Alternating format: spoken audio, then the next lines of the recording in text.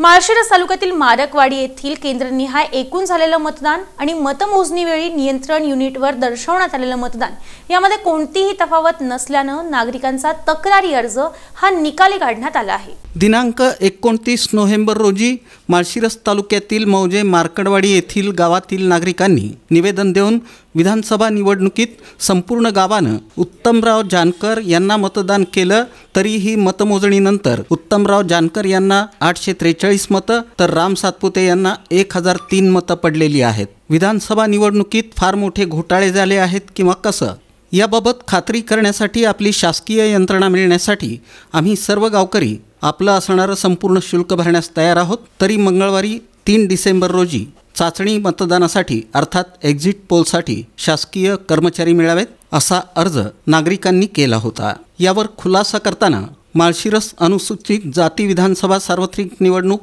2024 साठी 20 नोव्हेंबर रोजी मतदान घेण्याची प्रक्रिया झाली असून तत्पूर्वी निवडणुकीच्या प्रत्येक टप्प्यावर EVM मशीन रामवाडी गोदामातून आणणं, मशीन निवडणुकीसाठी तयार करणं, मतदान केंद्रावर देण्यासाठी स्ट्रॉंग रूम उघडणं, त्यानंतर मतदान झाल्यानंतर EVM मशीन स्ट्रॉंग रूममध्ये ठेवणं आणि मतमोजणी करण्यासाठी स्ट्रॉंग रूम उघडणं, तसंच मतमोजणी करण्याबाबत उमेदवारांना अवगत करून स्वतः अथवा प्रतिनिधींमार्फत उपस्थित राहण्याबाबत कळवलं होतं। विधानसभा मतदारसंघातील प्रत्येक गावातील मतदान केंद्रावर EVM मशीनद्वारे मॉक पोल घेऊन संबंधित केंद्राच्या मतदान प्रतिनिधींना मतदान प्रक्रिया दाखवण्यात आलेली होती। मौजे मार्कडवाडी येथील मतदान केंद्र क्रमांक 96 मध्ये 4, 97 मध्ये 4, 98 मध्ये 3 उमेदवार प्रतिनिधी उपस्थित होते। त्यांच्या उपस्थितीत 50 मतांचा मॉक पोल घेऊन नियंत्रण युनिटमधील मतं आणि व्हीव्हीपॅटमधील चिठ्ठ्यांचा ताळमेळ घेऊन नियंत्रण युनिट क्लिअर करूनच मतदान सुरू करण्यात आलं होतं। मतदान केंद्र क्रमांक 98 आदरट वस्ती मार्कडवाडी या केंद्रावर पूर्ण वेळ वेबकास्टिंगद्वारे मतदान प्रक्रियेवर निगराणी ठेवण्यात आली होती। त्यानंतर मतदान केंद्रावर झालेलं एकूण मतदान आणि मतमोजणी वेळी नियंत्रण युनिटवर दर्शवण्यात आलेलं मतदान हे समान असल्याचं निदर्शनास आलं।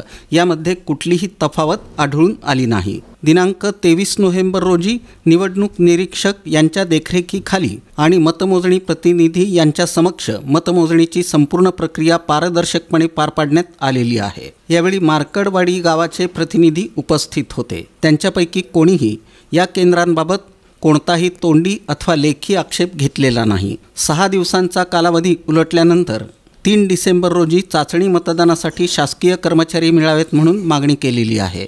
दिनांक 23 नोव्हेंबर रोजीची निवडणूक प्रक्रिया संपलेली असून मतदानोत्तर चाचणी मतदान घेण्याची कोणतीही तरतूद नाही।